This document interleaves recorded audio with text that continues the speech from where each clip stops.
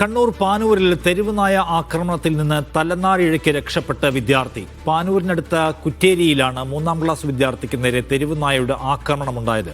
ഉടൻ ഓടി മാറിയതിനാൽ കടിയേൽക്കാതെ രക്ഷപ്പെടുകയായിരുന്നു. സംഭവത്തിന്റെ CCTV ദൃശ്യങ്ങൾ കാണാം.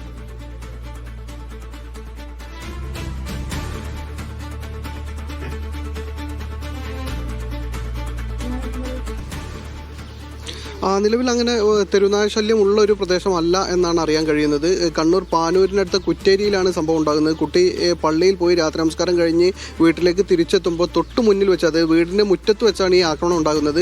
2 നായകളാണ് ആക്രമിക്കാൻ ആ ദൃശ്യങ്ങളിൽ നമ്മൾ കാണുന്നത്. അതിൽ ഒരു നായ, മുന്നിലുണ്ടായിരുന്ന നായ ഈ കുട്ടിക്ക് നേരെ ചാടി വീഴുകയും പക്ഷേ തലനാരിഴക്ക കടിയേൽക്കാതെ കുട്ടി ഓടി തെന്നി മാറുകയും ചെയ്തു.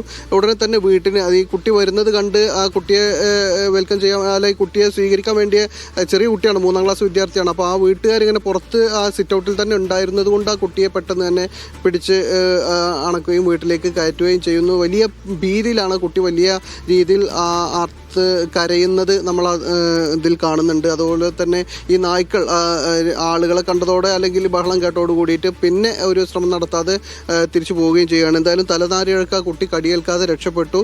ആ കുട്ടി വലിയ ഭീതിയിലായിരുന്നു. പിന്നീട് നമ്മൾ സംസാരിക്കുമ്പോഴും ആ കുട്ടി അങ്ങനെ സംസാരിക്കാനൊന്നും കഴിയാത്ത ഒരു അല്പസമയം വലിയ ഭീതിയിലായിരുന്നു. പിന്നീട് രക്ഷിതാക്കളൊക്കെ ആശ്വസിപ്പിച്ചാണ് കുട്ടി ഒരു സാധാരണ നിലയിലേക്ക് എത്തിയത്.